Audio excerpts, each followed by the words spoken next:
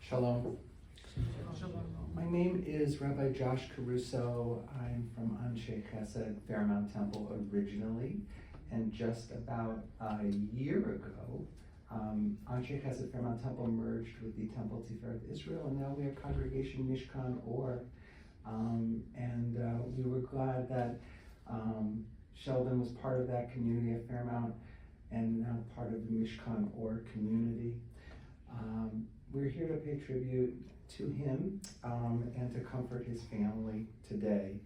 I'd like to take this moment and just invite anyone who has a device with you to just make sure that your devices are turned off or muted, so we could just be in this moment of memory. Thank you.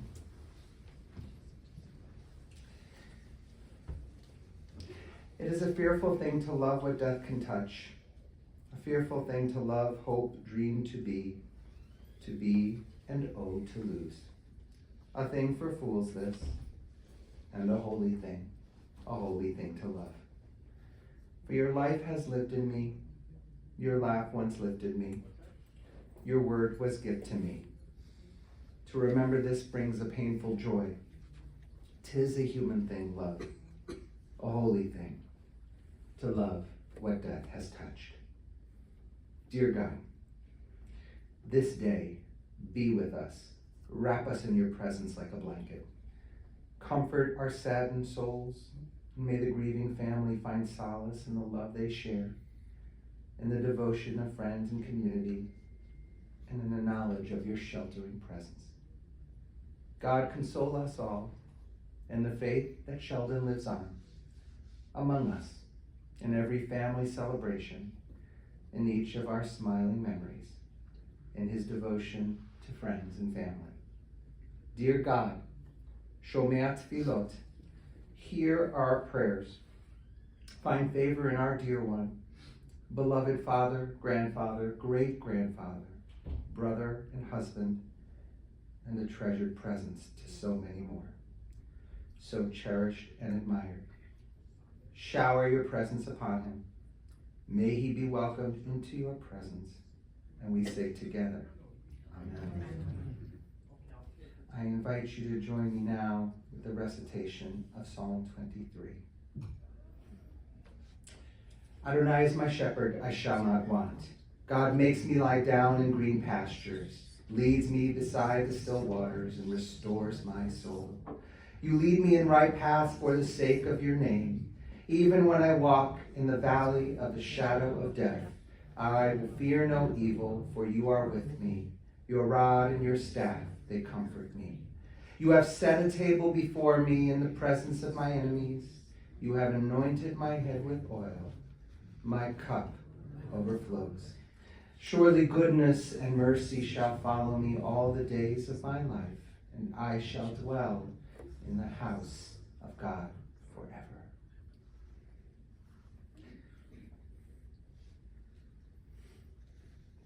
At this sacred time and place, we send our loving support to Sheldon's children, Amy and Elise and David, Cindy and Jonathan and Jenny, to his grandchildren, Max and Taylor, Ben, Gabe, Anna, Livia, Alicia, and Joe, to his great-grandchildren, Brooks, Mila, and Owen, and of course to his loving wife of 69 years, Judy. For those who don't know, Judy took a fall yesterday and broke her hip. She is getting wonderful care right now. And we send prayers of healing for a complete recovery. Judy, we know that you will be viewing this service on stream right after your surgery this morning. And it was with Judy's blessing that we continue with the service today. In just a few days, the Jewish world will observe the festival of Shavuot, known as the Feast of Weeks. From the second day of Passover, we count 7 weeks that marks the journey of the Israelites as they mark their way through the wilderness. It is in the desert that they receive Aseret HaDibrot, the 10 Commandments. Thanks in part to Charleston Heston, we are all aware the giving of the 10 Commandments highlights a central moment for the Jewish people. Perhaps the most important of all the 10 Commandments is number 5. Kibud al va'em. Honor your mother and father. Additionally, what is not included in that commandment is what our parents should do to honor their children and everyone else in their midst. I say this because as a child, as children and parents know, it is in reciprocity of a relationship that makes for the deepening connections between parent and child. And today, Amy, Elise, Cindy, and Jonathan, along with their partners, honor their dad as he so beautifully honored them. Amy, you mentioned how your dad, a product of a more traditional generation, was supportive when you wished to graduate high school early to study and grow your Jewish identity in Israel. This was a man who was curious about the world, and even in disagreement, he would listen. He wanted to know what his children thought, how they worked. He honored them by doing that. Elise, you recalled going to the Braves Indians World Series in Atlanta, 1995.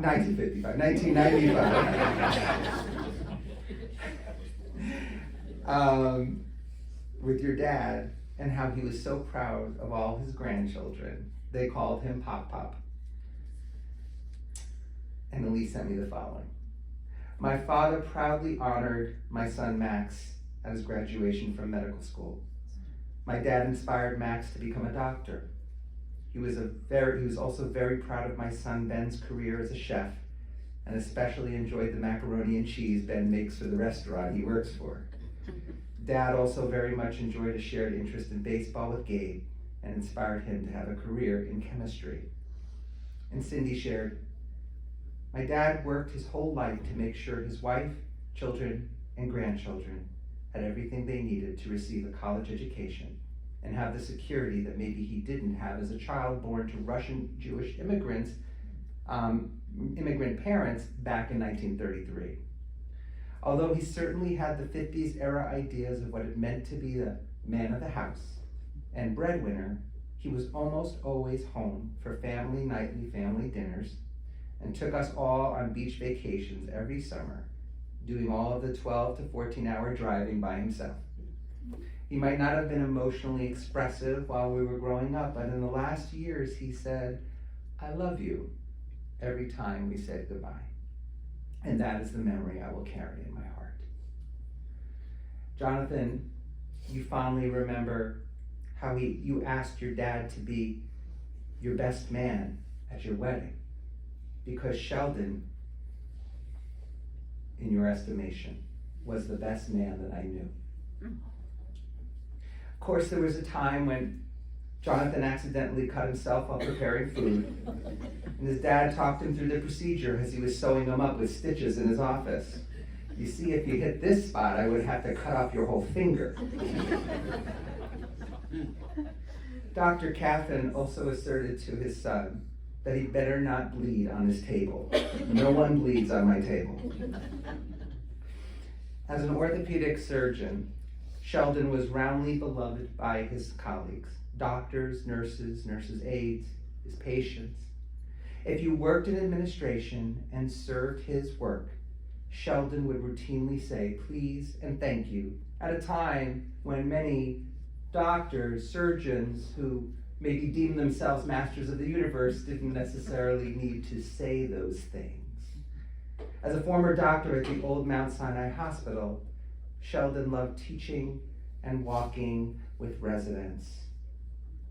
In his free time, he loved spending time with family, especially the beach trips to the Outer Banks, North Carolina. He even body surfed. The family traveled to Toronto, Williamsburg, DC. He loved running and completed a number of marathons. In fact, Sheldon formed a runners club with friends from the JCC and served as an on-site doctor at marathons that he organized. Sheldon loved baseball and followed the Indians, later the Guardians, very closely. He read the paper every day, stayed current with the news.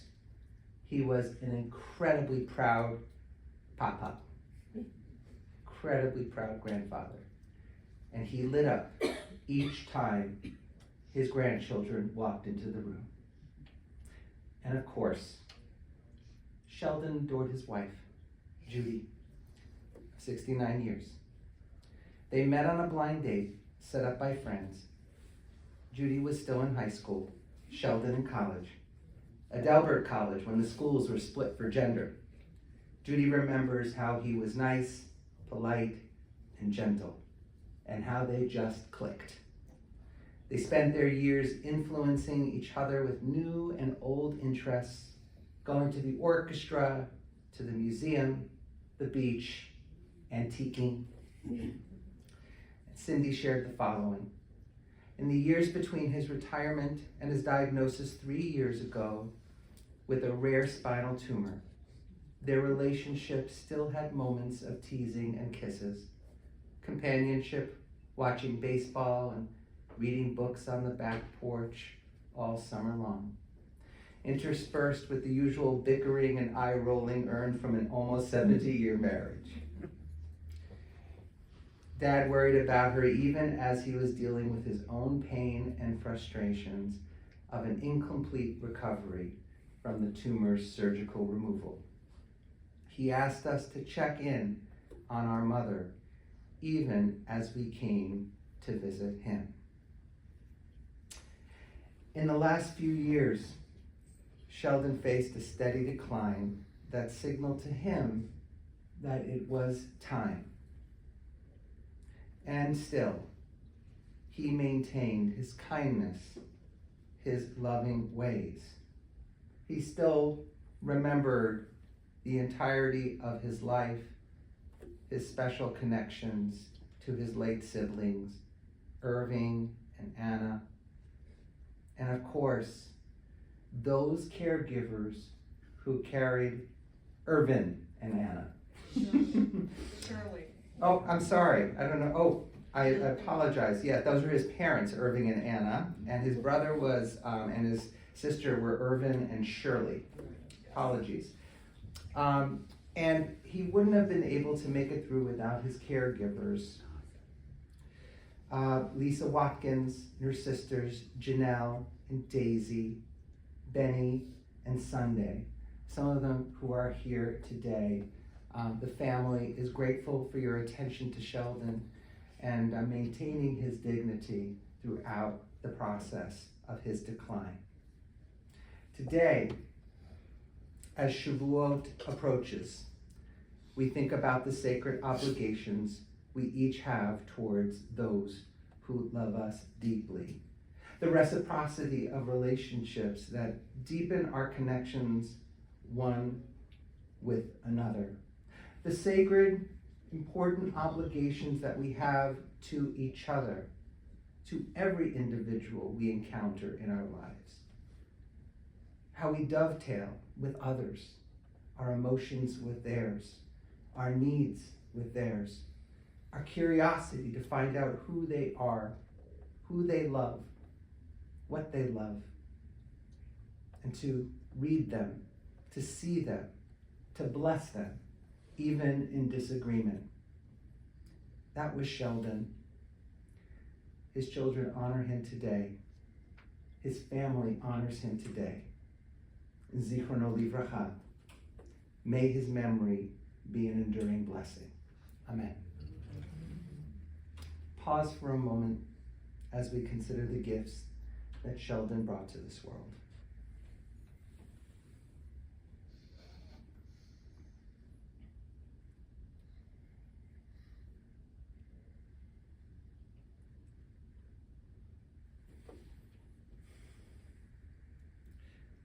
I invite you to now rise as you are able for the chanting of El Malei Rachamim, the memorial prayer.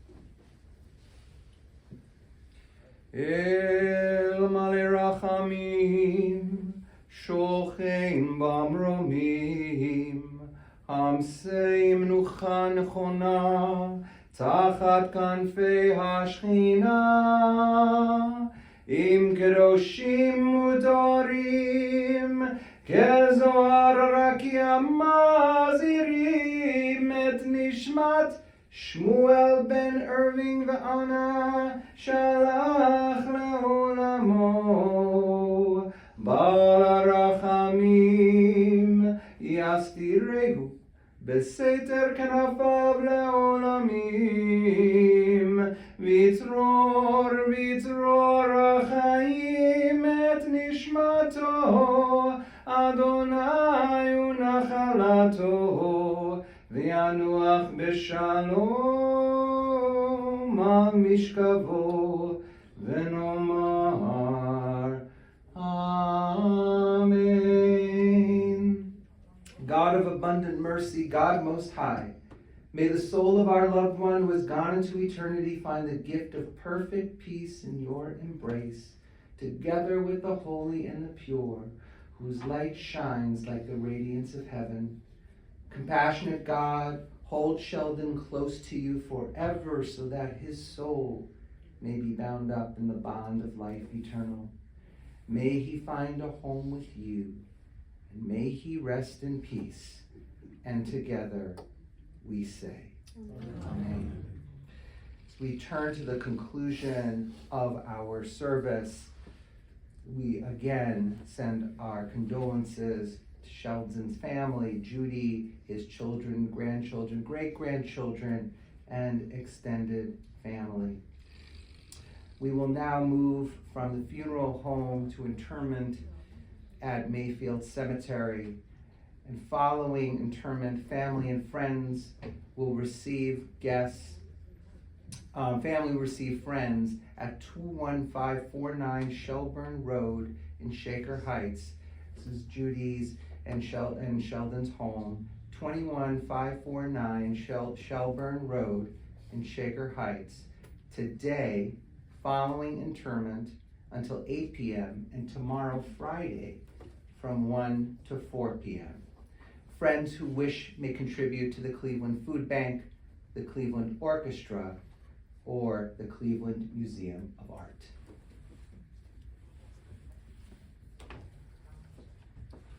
I ask those who are pallbearers to step forward, please.